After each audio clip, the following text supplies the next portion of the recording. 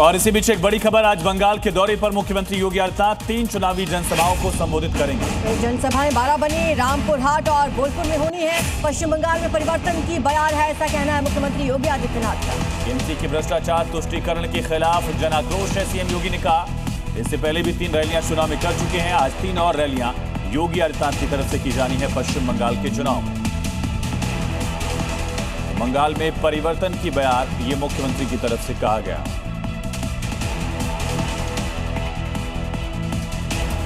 इधर पश्चिम बंगाल विधानसभा चुनाव में प्रचार अपने पूरे चरम पर है। 12 अप्रैल को सीएम योगी ने 3 रैलियां करके बंगाल में बीजेपी के लिए माहौल बनाया। और अब अपनी सभा में ममता बनर्जी मुख्यमंत्री योगी के बयानों को कोट कर रही हैं, बीजेपी का डर दिखा रही हैं। आज बंगाल, क्योंकि सीएम योगी बंगाल में घुसपैठ, दंगा, हिंसा, तुष्टीकरण, महिला अत्याचार जैसे मुद्दे पर लोगों को जगा चुके हैं। अब तक हुई अपनी तीनों सभा में सीएम योगी इन मुद्दों पर खूब गरजे।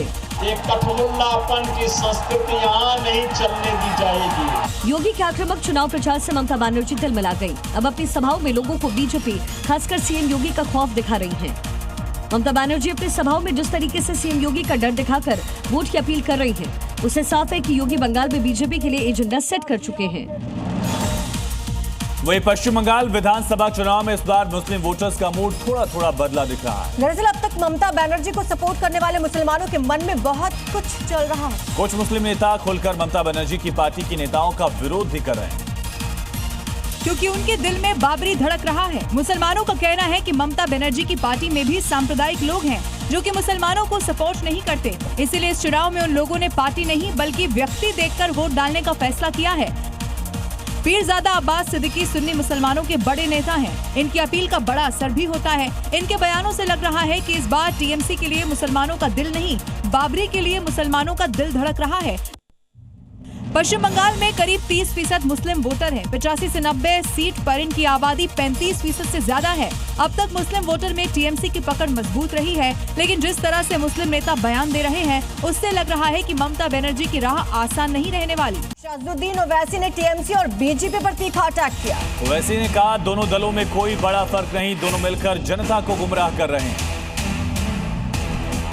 तो टीएमसी बीजेपी पर ओवैसी ने निशाना साधा है। कहा है दोनों ही पार्टियों में और दोनों ही पार्टियों के नेताओं में कोई फर्क नहीं है, मिलकर ये बस गुमराह करने का काम कर रहे हैं। शाहजुद्दीन ओवैसी की तरफ से बड़ा हमला। वहीं पश्चिम बंगाल के हुगली में रह रहे हिंदुओं के बारे में एक बड़ा खुलासा हुआ। दरअसल आजादी के 78 साल बाद भी यहाँ लोगों को सर्वाइवल के लिए अपनी धार्मिक पहचान छिपानी पड़ रही है। गांव सौरदीप चक्रवर्ती नगर, शहर कोन नगर, जिला हुगली, पश्चिम बंगाल। यही पता है उन लोगों का जो कथित तौर पर धर्मांतरण के शिकार हैं। इस गांव में करीब 40 से 50 घर हैं। यहाँ के लोग नदी के किनारे रहते हैं, मछली पकड़ते हैं और फिर आसपास के गांव में जाकर उसे बेचते हैं। यही इनके सर्वाइवल का साधन है। जहाँ ये लोग मछली बेचने के लिए जाते हैं, वे सारे गाँव मुस्लिम बहुल हैं। इनका कहना है कि हिंदू पहचान के साथ जाने पर कोई मछली नहीं खरीदेगा, ऊपर से पिटाई होने की आशंका रहती है। यही मजबूरी है कि ये लोग मुस्लिम की तरह वेशभूषा बनाकर घूमते हैं। जान बचाने के लिए मजबूरी में दाढ़ी बढ़ा ली है। इलाके के हिंदू अपनी धार्मिक आस्था के साथ रह नहीं सकते। ये किसी को दिखा नहीं सकते कि इनकी पहचान हिंदुत्व की है।